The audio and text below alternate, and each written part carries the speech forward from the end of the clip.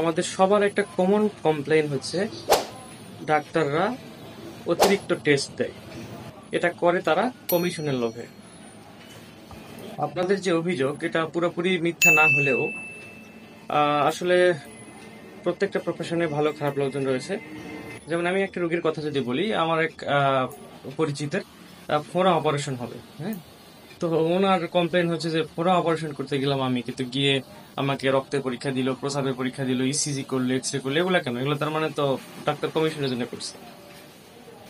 কিন্তু আসলে বিষয়টা হচ্ছে যে প্রত্যেকটা সার্জারি করার পূর্বে কিছু রুটিন টেস্ট রয়েছে, যে টেস্টগুলো করার মাধ্যমে দেখা হয় যে আপনার শরীরটা ফিট আছে কিনা, বা অপারেশন করা যাবে কিনা, কিংবা অপারেশন পরবর্তী কোনো জটিলতা হতে পারে কিনা, কিংবা বর্তমানে কোনো প্রবলেম আছে কিনা। যদি থাকে তাহলে সেটা দ্রুতই সমাধান করে নিয়ে অপারেশন করা যেন যায়, এবং যদি অপারেশন পরবর্তী কোনো সমস্যা হওয়ার সম্ভাবনা থাকে সেই বিষয়ে আগে থেকে প্রস্তুতি নেওয়া।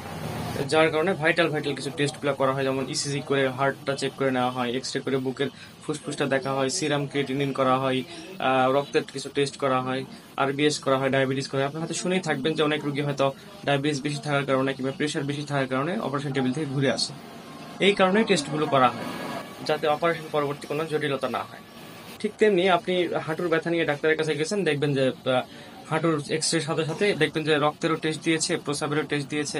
এটা আপনার সন্দেহ হতেই পারে যে কিভাবে কি হয়ে গেল, ডাক্তার তার মানে কমিশনের জন্য এগুলো করছে। কিন্তু না, আসলে রক্তের টেস্ট করার মাধ্যমে আপনার শরীরের কিডনিটা কেমন আছে এটা দেখা হয়েছে, যাতে ব্যথার ওষুধ দেওয়ার পরে আপনার কিডনিটা কতখানি নিতে পারবে সেটা দেখা হয়, কিংবা আরএ টেস্ট করা হয়, কিংবা আরো বিভিন্ন টেস্ট করা হয়ে থাকে। সুতরাং ডাক্তার টেস্ট দিলে সবাইকেই এক পাল্লায় মাপা উচিত নয় যে ভুলভাল টেস্ট দিছে ডাক্তার কমিশনের জন্য।